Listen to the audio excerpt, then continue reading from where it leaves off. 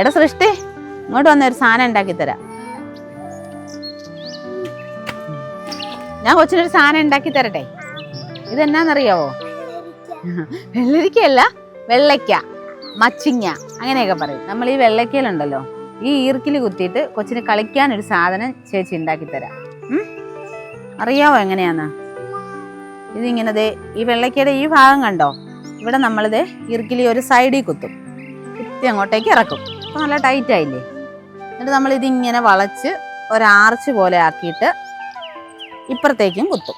എന്നിട്ട് നന്നായിട്ട് ഇങ്ങനെ കുത്തി ഇറക്കും. കണ്ട, ഇനിയുണ്ട് പരിപാടി. എന്നിട്ടുണ്ടല്ലോ, ഒരു ഈർക്കിലി എടുത്തിട്ട് ഇത് നമ്മളിങ്ങനെ വെച്ചിട്ട് ഇവിടെ നോക്കും. ഇത്ര ഒരു ലെങ്ത്ത് നിർത്തിക്കൊണ്ട്, ഈ നീളം നിർത്തിക്കൊണ്ട് നമ്മൾ ഒടിച്ചെടുക്കും. ഒടിച്ചെടുത്തിട്ട് ഇതും കൂടെ ഈ സെൻറ്ററിൽ കണ്ടോ, ഈ നടുക്കായിട്ട് നമ്മൾ ഇത് കുത്തും. കണ്ടോ, ഇങ്ങനെ കുത്തി വയ്ക്കും. എന്നിട്ട് രണ്ടെണ്ണം എടുക്കും. രണ്ടെണ്ണം എടുത്തിട്ട് ഇങ്ങനെ ഒരു കറക്റ്റായിട്ട് അളവിൽ നമ്മൾ മുറിച്ചെടുക്കും. ഇത് കണ്ടോ, ഒടിച്ചെടുത്തില്ലേ? എന്നിട്ട് ഇതേ ഇങ്ങനെ ഇതിനിട വഴി ഇടും.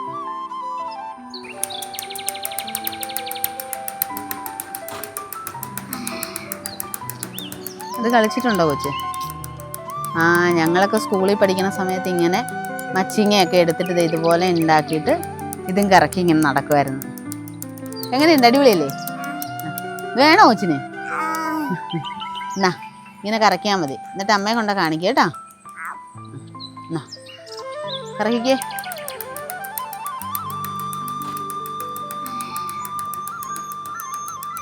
കളാവോ? എന്നാ പോയി കളിച്ചോ കേട്ടോ.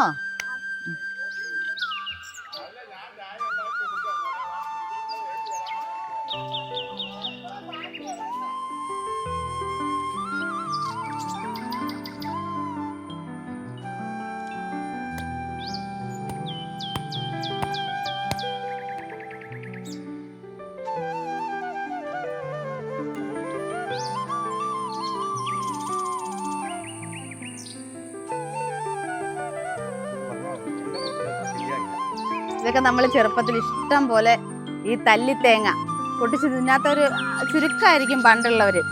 കാരണം എന്ന് പറഞ്ഞാൽ ഈ ഒരു ബദാമിൻ്റെ ടേസ്റ്റാണ്. അപ്പോൾ ആ സമയത്തൊക്കെ നമുക്ക് ബദാമൊക്കെ എന്ന് പറഞ്ഞു കഴിഞ്ഞാൽ വല്ല ഗൾഫിൽ നിന്നൊക്കെ വരുമ്പോഴോ അങ്ങനെയൊക്കെ ആരെങ്കിലുമൊക്കെ ഗൾഫിലുണ്ടെങ്കിൽ അവരൊക്കെ വരുമ്പോഴൊക്കെ ആയിരിക്കും നമ്മളിങ്ങനെയുള്ള സാധനങ്ങളൊക്കെ കാണുന്നത്. അപ്പോൾ ഈ ഒരു ഇതൊക്കെ എന്ന് പറഞ്ഞു കഴിഞ്ഞാൽ ആ ഒരു ടേസ്റ്റ് ഉള്ളതുകൊണ്ട് പിള്ളേരൊക്കെ സ്കൂളിലൊക്കെ പഠിക്കുന്ന സമയത്ത് ഇതൊക്കെ തല്ലി പൊട്ടിച്ച്, ഞാൻ പൊട്ടിച്ച അത്ര ശരിയായില്ല. ശരിക്കും ബദാമിൻ്റെ ഒരു ടേസ്റ്റ് തന്നെയാണ് ഇതിന് വരണത്. നമ്മൾ പറഞ്ഞു വന്നത് വേറൊന്നുമല്ല, ഈ ബദാമിൻ്റെ കായ ഉണ്ടല്ലോ, നമ്മൾ ഈ തല്ലിത്തേങ്ങ എന്ന് പറയുന്ന കായ നമ്മളെല്ലാം നമ്മുടെ റോഡുകളിലെല്ലാം ഇഷ്ടം പോലെ കാണാം.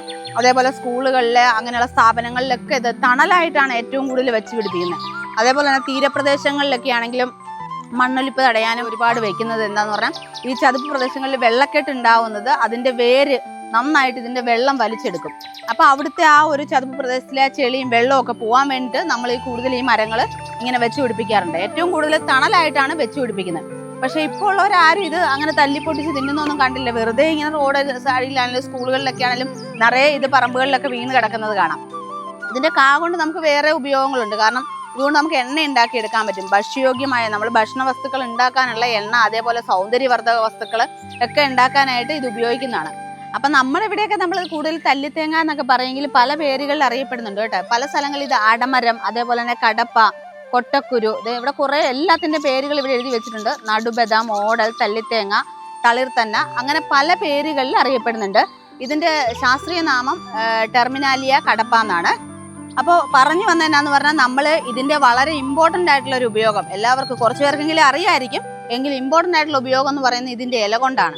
കാരണം നമ്മൾ ഈ അലങ്കാര മത്സ്യങ്ങളെയൊക്കെ ഒരുപാട് വളർത്തുന്നവരുണ്ട്. ഒരുപാട് കാരണം ഇഷ്ടം കൊണ്ടും മീനുകളോടുള്ള ഇഷ്ടം കൊണ്ടൊക്കെ വളർത്തുന്നവരുണ്ട്. അപ്പം അങ്ങനെ മീനുകളെ നമ്മൾ വളർത്തുന്ന സമയത്ത് അതിനകത്ത് നമ്മൾ ആർട്ടിഫിഷ്യൽ ആയിട്ടുള്ള നമ്മുടെ നാച്ചുറൽ പോണ്ടുകളാണെങ്കിലോ കുളങ്ങളാണെങ്കിലോ അതിനകത്തുള്ള വെള്ളത്തിൻ്റെ pH അങ്ങനെയുള്ള കാര്യങ്ങളൊക്കെ നാച്ചുറലി അത് ഉണ്ടാവും. നമ്മൾ ഉണ്ടാക്കുന്ന ഇതുകളിൽ അക്വേറിയത്തിലൊക്കെ ആണെങ്കിലും അതേപോലെ തന്നെ പോണ്ടുകളിലൊക്കെ ആണെങ്കിലും ഇതിൻ്റെ pH ലെവലിൽ വ്യത്യാസം വരും. അപ്പം മീനുകൾക്ക് അത് ദോഷമാണ്. അപ്പം അത് നിയന്ത്രിക്കാനായിട്ട് നമ്മുടെ pH ലെവൽ കുറച്ച് വെള്ളത്തിലെ ആ ഒരു നമ്മൾ പറയില്ലേ നാച്ചുറൽ പോണ്ടിൻ്റെ ആ ഒരു അറ്റ്മോസ്ഫിയർ, ആ ഒരു സംഭവം ക്രിയേറ്റ് ചെയ്യാൻ വേണ്ടിയിട്ട് ഇതിൻ്റെ ഇല ഇട്ട് കൊടുത്താൽ മതി എന്നാണ് പറയുന്നത്. ഈ ഒരു ഇല ഇങ്ങനെ പച്ച ഇലയല്ല, ഈ ഉണങ്ങിയ ഇല, ഇതുപോലെ ഉണങ്ങിയ ഇലകൾ അതിനകത്ത് ഇട്ട് കൊടുക്കാൻ പറ്റും. പിന്നെ അതേപോലെ തന്നെ ഇതിന്റെ ലീഫ് പൊടിച്ച് ചേർക്കുന്നുണ്ട്. നമ്മൾ ഫിഷ് ഫീഡൊക്കെ വാങ്ങിക്കുമല്ലോ, കഴിക്കാൻ മീനിന് കൊടുക്കുന്ന ഫിഷ് ഫീഡുകൾ വാങ്ങിക്കുമ്പോൾ അതിനകത്തും ഇതിന്റെ ഡ്രൈ ആയിട്ടുള്ള ഇലകൾ പൊടിച്ചിട്ട് അത് ഇട്ട് കൊടുക്കുന്നുണ്ട്. അപ്പൊ ഇത് നിസ്സാരക്കാരനല്ല, കാരണം ഇതിന്റെ വില എന്ന് പറഞ്ഞു കഴിഞ്ഞാൽ നമ്മൾ കേട്ട ഒരുപക്ഷെ ഞെട്ടും. നമ്മൾ ആർക്കും വേണ്ടാതെ ഇവിടെ കിടക്കുന്ന ഈ മരം അല്ലെങ്കിൽ റോഡ് സൈഡുകളിൽ കാണുന്ന മരത്തിന്റെ ഒരു ഇലയാണ്. നമ്മൾ വിചാരിക്കും ഇതെന്താണ് വെറുതെ കിടക്കുന്നു. പിന്നെ എന്ന് പറഞ്ഞാൽ നമ്മൾ കൂടുതലായിട്ടും ഇതിന്റെ ഇലകൾ നല്ല ജൈവ വളമാണ്. നമ്മൾ എന്താണ് കൃഷിയൊക്കെ ചെയ്യുന്ന സമയത്ത് ഇതിന്റെ ഇലകൾ നല്ല വീതിയുള്ള ഇലകളാണ്, അതേപോലെ നല്ല ജൈവ വളമാണ്. അപ്പൊ അതുകൊണ്ട് നമ്മൾ ഇതിന്റെ തണ്ടുകളും അതേപോലെ തന്നെ ഇലകൾ ഉണങ്ങി വീഴുന്നതൊക്കെ നമ്മൾ പച്ചക്കറികൾക്കും അതേപോലെ തന്നെ മരത്തിനൊക്കെ ചോട്ടിൽ ഇട്ട് കൊടുക്കാറുണ്ട്. അത് കൂടാതെ തന്നെ നമ്മൾ പറഞ്ഞു വന്നതെന്ന് പറഞ്ഞാൽ ഇതിന്റെ ഇലകളുടെ വിലയാണ് ഞാൻ പറഞ്ഞു വന്നത്. കാരണം ഇത് ഉണക്കി 1 കിലോ ഇലയുടെ വില എന്ന് പറഞ്ഞാൽ ഓൺലൈൻ സൈറ്റിലൊക്കെ നോക്കിക്കഴിഞ്ഞാൽ അറിയാം 1 കിലോയ്ക്ക് 3000 രൂപ വരെ വിലയുണ്ട്. അപ്പൊ ഇങ്ങനെ ഒരു സംഭവം ഞാൻ അറിഞ്ഞു കഴിഞ്ഞപ്പോൾ ഉണ്ടല്ലോ, എനിക്കിതൊരു വീഡിയോ ആയിട്ട് ചെയ്യണം തോന്നി. അപ്പൊ അതുകൊണ്ടാണ് ചെയ്തത്. അപ്പൊ എന്തായാലും നമുക്ക് ഇവിടെ ഒരു വലിയ അക്വേറിയം നമ്മളിവിടെ ഉണ്ടാക്കിയിട്ടുണ്ട്. അതിനകത്ത് നിറയെ മീനും കിടപ്പുണ്ട്. അപ്പൊ ഞാൻ ഈ ബദാമിലയാണ്, ഇതെല്ലാം ഉണക്കിയിലയാണ്. അപ്പൊ ഇത് ഞാൻ എടുത്തിട്ടുണ്ട്. നമുക്ക് എന്തായാലും ഇത് സത്യമാണോ എന്നൊന്ന് പരീക്ഷിച്ച് നോക്കാം. പക്ഷെ ഇത് മീനുകൾ കൊത്തി തിന്നുമെന്നാണ് പറയുന്നത്. അതേപോലെ തന്നെ മീൻ അതിനകത്തുള്ള ആ ഒരു pH ലെവലെല്ലാം കൺട്രോൾ ചെയ്ത് മീനിന് എന്താണ് ശുദ്ധവായു, നല്ല രീതിയിലുള്ള ശ്വസനം, ആ മീനുകളുടെ സമ്മർദ്ദം കുറയ്ക്കാൻ സഹായിക്കുമെന്നാണ് പറയുന്നത്. അപ്പൊ എന്തായാലും നമ്മൾ അക്വേറിയത്തിൽ പോയിട്ട് ഇതൊന്ന് ഇട്ട് കൊടുത്ത് നോക്കാം. ബാ,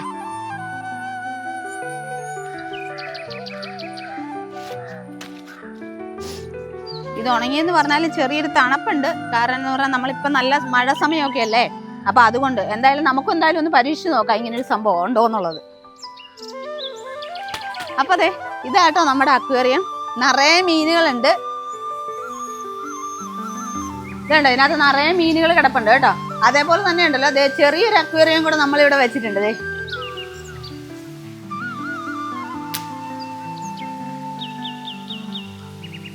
നമ്മൾ ഇതിനകത്തേക്കൊന്ന് ഇട്ട് കൊടുക്കാം, അത് തിന്നോന്നറിയാം. അത് കൊത്തിയെടുത്തോണ്ട് പോയി കേട്ടോ.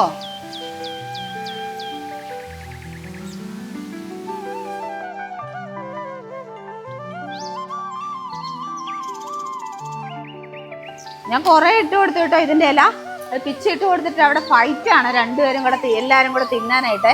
ഇത് നന്നായിട്ട് കഴിക്കുന്നുണ്ട് കേട്ടോ. ഇത് കണ്ടോ, സിമ്പിളായിട്ടാണ് കൊത്തിയെടുത്ത്, ഓരോരുത്തരും വന്ന് കൊത്തിയെടുത്തിട്ട് പോണം ക്യൂ ആയിട്ട്.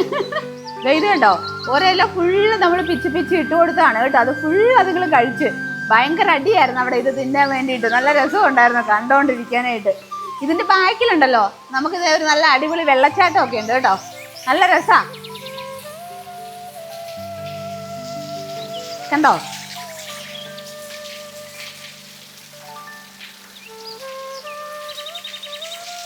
അടിപൊളിയല്ലേ വെള്ളച്ചാട്ടം. ഇതിങ്ങനെ 24 മണിക്കൂർ ഇവിടെ ഇങ്ങനെ വെള്ളം ഒഴുകിക്കൊണ്ടിരിക്കും. ഇപ്പൊ നല്ല മഴയൊക്കെ ആകുമ്പോൾ ഇഷ്ടം പോലെ വെള്ളച്ചാട്ടമൊക്കെ ഉള്ള ഒരു സ്ഥലങ്ങൾ ഇഷ്ടം പോലെ ഉണ്ട്. നമ്മള് എന്താണ് തൊടുപുഴ അങ്ങോട്ടൊക്കെ പോയി കഴിഞ്ഞാൽ, ഇടുക്കിയിലോട്ടൊക്കെ പോയി കഴിഞ്ഞാൽ എവിടെ ചെന്നാലും വെള്ളച്ചാട്ടമാണ്. നമുക്ക് എപ്പോഴും പോകാൻ പറ്റാത്തതുകൊണ്ട് ഇതൊക്കെ കണ്ടിട്ടാണ് ഞങ്ങൾ സംതൃപ്തി അടയുന്നത്, ഈ ചെറിയ വെള്ളച്ചാട്ടങ്ങളൊക്കെ. അപ്പൊ ഞങ്ങളുടെ അക്വേറിയം ഉണ്ട്, എങ്ങനെയുണ്ട്, ഇഷ്ടപ്പെട്ടോ?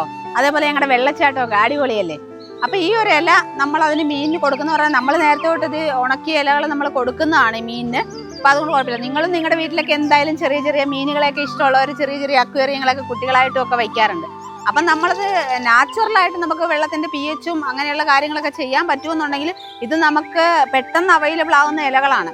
അപ്പം നാച്ചുറലായിട്ട് തന്നെ നമ്മുടെ വെള്ളത്തിന്റെ ആ ഒരു ആർട്ടിഫിഷ്യൽ പോണ്ടിന്റെ ഒക്കെ ആണെങ്കിലും pH ലെവൽ കൺട്രോൾ ചെയ്യാനായിട്ട് ഈ ഇലയ്ക്ക് പറ്റും. അപ്പം നമ്മളൊന്ന് ജസ്റ്റ് എന്താണ് ഓൺലൈനിൽ ഒന്ന് ചെക്ക് ചെയ്താൽ മതി.